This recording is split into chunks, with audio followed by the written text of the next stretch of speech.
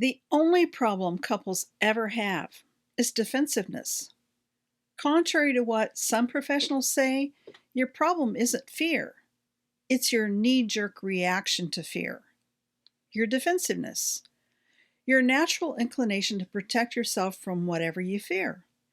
You've heard me say that over and over, but you may not realize what constitutes defensiveness. Simply put, when you feel attacked, blamed, or criticized, you become defensive.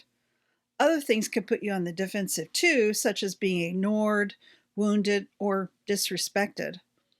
Your natural human response to your own vulnerability is always to protect yourself, to be defensive. It's automatic. But you don't have to rely on knee-jerk reactions. What do I mean? For example, when you shut down, tune out, or leave, you are defaulting to avoidance as a means of self-protection.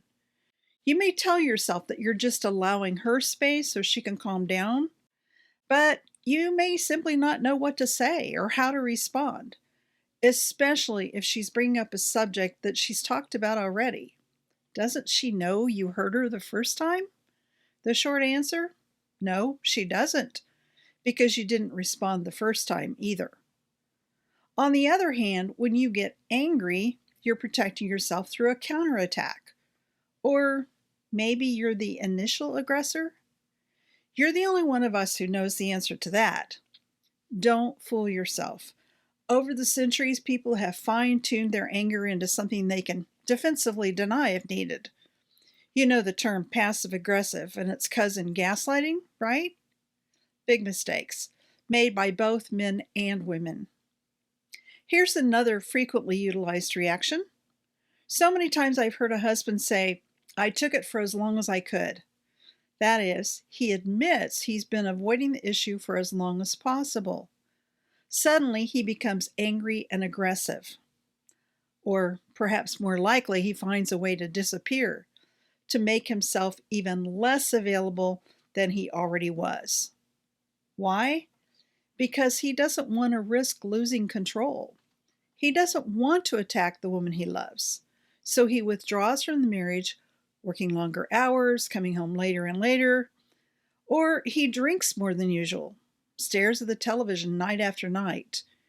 His anger turns inward and he slowly slips into depression. If any of this sounds familiar, you're not alone. Most men believe they are totally rational beings. But what's the truth?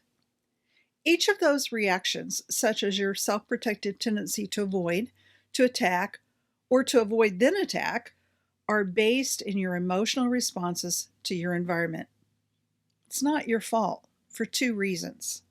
First, your brain was God designed to keep you alive, not only physically, but also emotionally.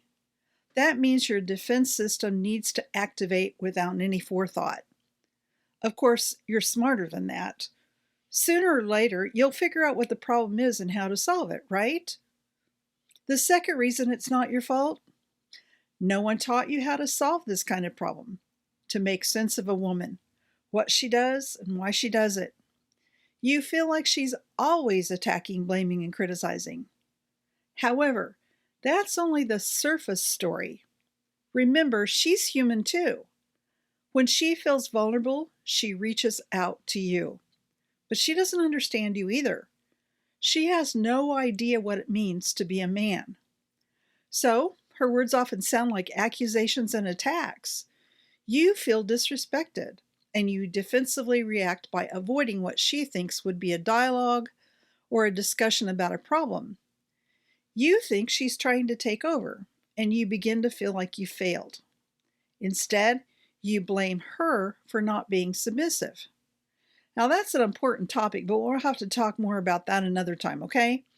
I try to keep these lessons as brief as I can. When something that triggers your self-protection mode happens repeatedly, you need to pause and evaluate the situation. What's really going on here? Now, you married her because you wanted to protect and provide for her, to enjoy the pleasure of her company. But she's not the same woman you fell in love with.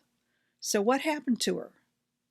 Well, you've made the biggest mistake a husband can make, Instead of stepping into a conversation with the intent to understand, you avoid the subject altogether and emotionally abandon her in the process. She's convinced you don't care. You fail to engage in the relationship. No, you don't have to talk a lot, but you do need to say something. You need to let her know you heard her and you care about what she cares about. Here's how to do that. Pause, look into her eyes. Listen to what she's saying, then respond. I want to make sure I understand. It sounds like you're worried about blank. Did I get that right? Then wait for her response. She'll probably talk more. If you've not engaged with her in a while, she may do a lot of dumping. That is, attacking, blaming, and criticizing. If she does, then you could say, "Could you pause for a minute? I want to see if I'm hearing you correctly." Then summarize the problem. Don't repeat any of the attacks on your character, except to say something like, "You don't feel like I care," or "You don't think I've been listening." And if you're feeling really brave, say, "Is there more?" If you can hang in there with her, she'll run out of steam. Empathy and understanding have that effect on someone who's upset. You're sensitive to her moods, so watch for the moment she relaxes a bit. You'll know it. Her words will slow down. Her anger will lose its fire. Her tears may start to flow. Reach out and touch her. Tell her what she says makes sense from her point of view. You'll need an understanding of women to be able to say that, of course. Then tell her you'll consider her input and get back to her with a plan. You don't have to do whatever she says. Please don't do that. You are, however, required to consider her ideas if you want to be happily married. To consider her ideas. Now that sounds oversimplified, of course, because you don't yet have a framework for understanding women. I promise it's not rocket science. I can make it straightforward and simple for you, totally accessible and user-friendly. If you want to know more, you can subscribe to my YouTube channel. I post several bite-sized videos each week. Some help men understand women, and some help women understand men. And if you'd like to learn the full framework in an organized sequence, check out my online courses. And if you'd like to talk about your own relationship, let me know. I'll put links in the description below. Remember, I'm here to help.